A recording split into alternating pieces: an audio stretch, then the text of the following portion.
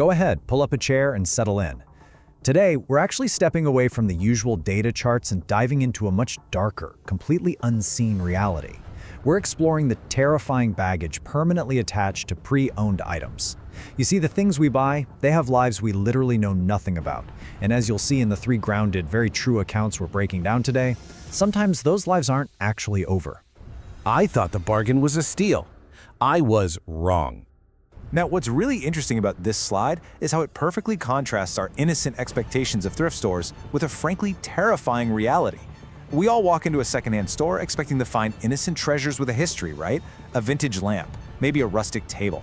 But the reality is that some histories are absolutely better left buried. The previous owner of a thrifted item might not just be leaving behind a piece of furniture, they might be leaving a literal roadmap directly to your front door. And by the time you realize you aren't the only one with a key to your new dresser, well, it's entirely too late. Case 1. The physical threat. I want you to imagine for a second that you're a reclusive introvert living alone in a small house on the edge of a quiet neighborhood. You need a bookshelf. So you step into this quiet local thrift shop. You know the kind, smells strongly of old coffee and bleach.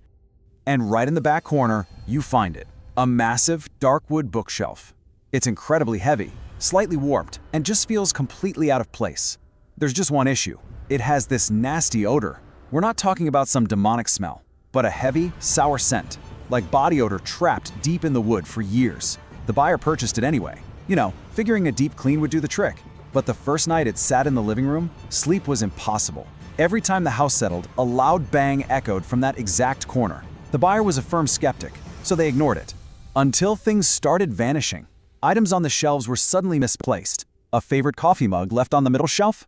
It simply disappeared, without a single trace. Assuming a dead rodent might be trapped behind the heavy wood, the owner finally pulled the shelf away from the wall, and doing so revealed a horrifying truth. Look at the details we've got listed right here. A small opening in the drywall led directly into the house's crawlspace. It wasn't just a hole, it was a nest. It was littered with food wrappers, empty beer cans, and a small pillow and blanket. Then the sickening realization hit. The sour body odor wasn't coming from the wood at all. It was coming from the person who had been living behind the bookshelf since the very day it was brought home. As the owner grabbed a phone to call the police, a soft shh came from the opening in the wall. A pale, wide-eyed face appeared in the gap. He wasn't a ghost. He was a man who looked like he'd lost his mind. He just stared and then gave a slow, knowing grin. The owner bolted out the back door to a neighbor's house. The police never caught him. Case 2. The psychological threat. Okay, let's dive into this. We are following a commercial repairman staying in a small town for work. It's the kind of town that shuts down early. So looking to kill some time, he heads over to a local flea market. While he's there, he finds this beautiful vintage Leica camera sitting in a leather case. The woman selling it is friendly enough, but her gaze keeps darting past him. She's completely distracted by the parking lot. As she hands the camera over, she delivers this chilling piece of advice. She tells them that if he ever sees anyone following him after buying this, do not get involved. Just keep driving. At the time, he honestly thought it was just a joke. He took the camera back to his motel room. Almost immediately, he noticed the curtain near the window shift slightly when he set the camera down, almost as if someone was watching from outside. Around midnight, the terror really escalated. There was a soft tap at the window. Not the door, the window. Followed by the unmistakable sound of a fingernail being dragged slowly down the glass. The man lay perfectly still in the dark, pretending to be asleep, consumed by absolute terror. Needing a distraction to calm his nerves, he decided to develop the roll of film that was already inside the Leica, using his portable darkroom kit. But as the images started to materialize in the fluid, the dread set in. The first 3 photos showed a red sedan. Okay, weird, but the next photo was of his own truck's license plate. And the final photo? It was a picture of him, taken right through his motel window just 20 minutes after he had checked in. But the true horror was hiding right on the edge of that final photo. In the reflection of the glass, he could actually see the photographer. It was a man in a black hoodie and a purple hat. Our protagonist slowly looked up at his actual motel window. The man was right there. His face was pressed practically against the glass, staring directly at him with wide, unblinking eyes. He was just standing there, in the dark, holding another camera, waiting to be noticed. The police arrived in minutes, but the man had already vanished completely into the night. They did find fresh pry marks on the truck door, but absolutely nothing was missing from inside. That's when the chilling realization set in. He didn't want my gear. He wanted me. Case 3, the paranormal threat. Let's move to and see how this builds as we make our final descent into the unexplainable. We are looking at a college freshman who bought this old, beautifully crafted rocking chair from a thrift store. They bought it to fill the corner of their dorm room, but right away the chair just felt wrong. It felt unnaturally heavy, as if it was permanently weighted down by something.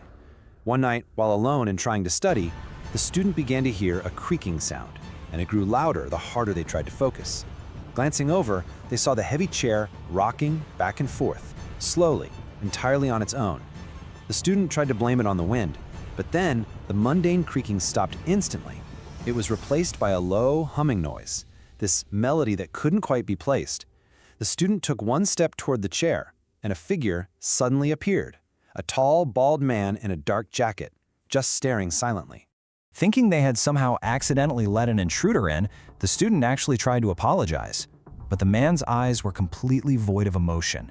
He walked forward with a smooth, confident pace and asked if the student needed help in a remarkably soft, rational voice. And then he reached out. His grip was firm and ice cold. The terrified student screamed, physically pushed the entity away, and fled straight out the door to campus security. When security arrived, the dorm room was completely empty. The chair remained, but the tall man in the dark jacket was gone. It was only later that the horrifying history of the item was uncovered. You see, the rocking chair had come from an old, torn-down prison, a facility where there were no security guards, a place where the man who grabbed the student's arm shouldn't have even existed in the first place. To this day, I can still feel his hand on my arm, the lingering, physical impact of a ghost, brought home for a bargain. And this brilliantly illustrates our core lesson today. You have to be incredibly careful what you decide to bring into your home. The unseen lives of these objects don't always end when they're donated or sold. The shadows don't just follow you, they wait for you to literally invite them in. So, the next time you find that perfect vintage piece, that incredible bargain sitting in the back corner of a quiet shop, ask yourself, who is coming back to claim it? Stay safe out there.